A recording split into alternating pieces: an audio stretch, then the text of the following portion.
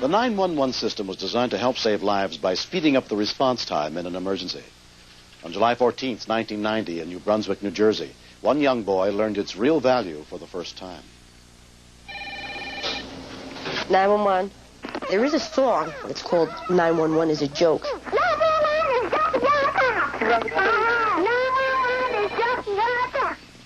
On July 14th, beginning my shift, I got 2 crank calls. Play on the phone. Yep. You get angry sometimes. You try to call them back and explain to the parents that 911 is not a joke and 911 is not to be played on. At 2:51 p.m., Rosa Natal got a third call from a child. 911. I'm Sandra. Please, will you stop playing on the phone? Are you playing on the phone? No. What do you need? I need one ambulance. Please. You need an ambulance for what? My mom is sick. The third call that I got was a small child, and I was like, hey, wait a minute. Is this kid playing on the phone? I was going to hang up, but I said no. Where's your mom now? She's in the kitchen. She's in the kitchen? Uh-huh. And what's your name? Patrick. Patrick? Yep. And what floor do you live on? Huh? What floor do you live on? What floor do we live on? Private home.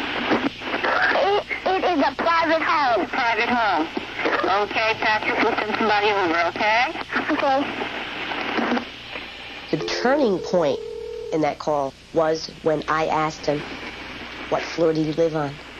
When I heard his mother yell out, it was a residential home. That's when I realized Patrick's call was legit. It's not a prank. I got a small child called me from South Talmud Street. Says his mom is sick. She's sitting in the kitchen. Okay? Alrighty. All right. Bye-bye. EMTs Steve Pavlik and Michael Calabrese responded to the call. We were dispatched for an unknown medical. We responded to the call with lights and siren because we weren't sure what we were going for. It could be a number of things. I knew my mother needed help quick, and I had to dial 911 because if I didn't, my mother wouldn't even get no help. When I heard the sirens and the boom boom stuff, I went to the door and I said, Mom, it's them.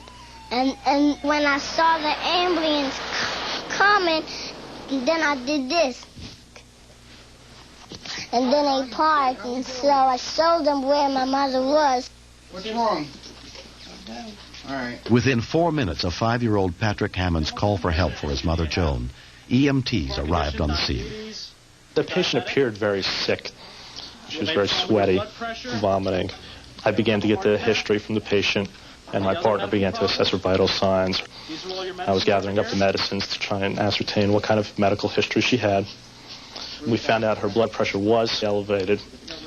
With her blood pressure being that high, the patient may be having a stroke. I want you to breathe real nice and easy for me. We determined that her condition was critical, and that she needed a rapid transport to the hospital. A neighbor, Sister Rose, who saw the ambulance, came over to look after Patrick and his younger brother, Matthew, until relatives could be reached.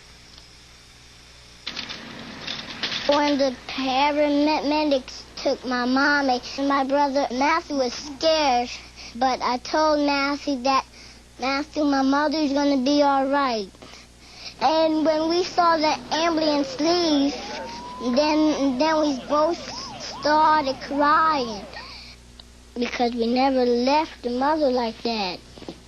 We really loved her. We're inbound 48-year-old. Throughout the 5-minute ride to the hospital, 48-year-old Joan Hammond drifted in and out of consciousness.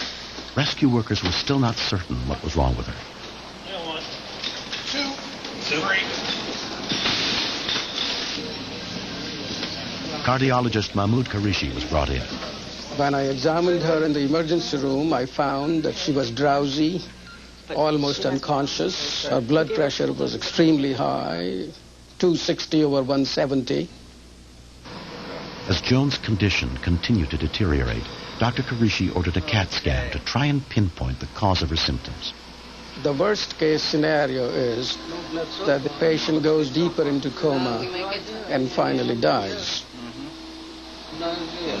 At the lower levels of the brain, there was no evidence of any damage or hemorrhage, but as we came up towards the cerebral cortex, or the main brain, we found that these ventricles were found full of blood, indicating that there had been a rupture of blood vessel in her brain.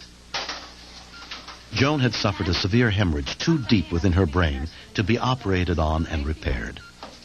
During those 48 hours, she was hanging between life and death, but we treated her with medications, intravenous medications, to bring her blood pressure under control. Can you squeeze this one? Joan responded surprisingly quickly to treatment. Within 2 days, she was conscious and even speaking again. It's overwhelming, the fact that your child has saved your life. But thank God that day the children were there. If he hadn't made the call, I don't know where I would be now. I feel that it was a miracle.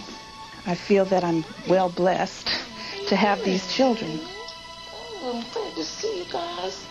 After 3 weeks, Joan was released from the hospital. Though she continues on blood pressure medication and physical therapy, she suffered no permanent damage as a result of the ruptured artery in her brain. I remember driving up to my mom's house, and Patrick was in the driveway. And he just ran out to me in the car and just cried out, "Mom, you're home, you're home." That was special.